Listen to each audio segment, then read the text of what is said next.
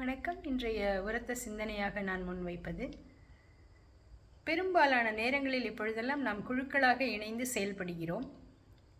அவ்வாறு செயல்படும்போது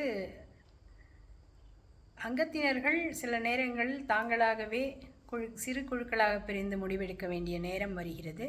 ஏனென்றால் எப்பொழுதுமே அட்மின் அவர்களே, குழுவின் தலைவர் அவர்களே முடிவெடுத்து கொண்டிருக்க முடியாது.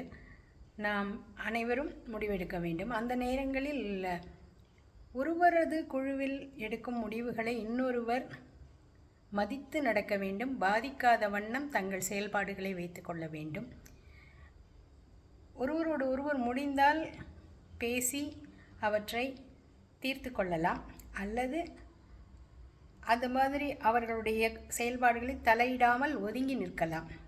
தங்களுடைய செயல்பாடுகளை தனியாக வைத்து கொள்ளலாம். ஒருவரை ஒருவர் குறுக்கிடும்போது, கிராஸ் செய்யும்போது கண்டிப்பாக பிரச்சனைகள் வரும், தவறான புரிந்துணர்வுகள் வரும். ஒரு குழுக்குள் இருக்கும் உறுப்பினர்கள் அவ்வாறு ஒரு தவறான புரிந்துணர்வோடு தொடர்ந்து செயல்பட முடியாது. அது குழுவுக்கும் நல்லதல்ல, குழுவை அமைத்து கொடுத்த தலைவருக்கும் நன்றாக இருக்காது, அவருக்கும் அது பிரச்சனையாக முடியும். எனவே குழு அங்கத்தினர்கள் ஒருவரை ஒருவர் மதித்து, ஒருவர் உணர்வுகளை ஒருவர் மதித்து தங்களுடைய செயல்பாடுகளை அடுத்தவர்களை தொல்லை செய்யாமல் வைத்து கொள்ள வேண்டும். இதுவே இன்றைய சிந்தனை.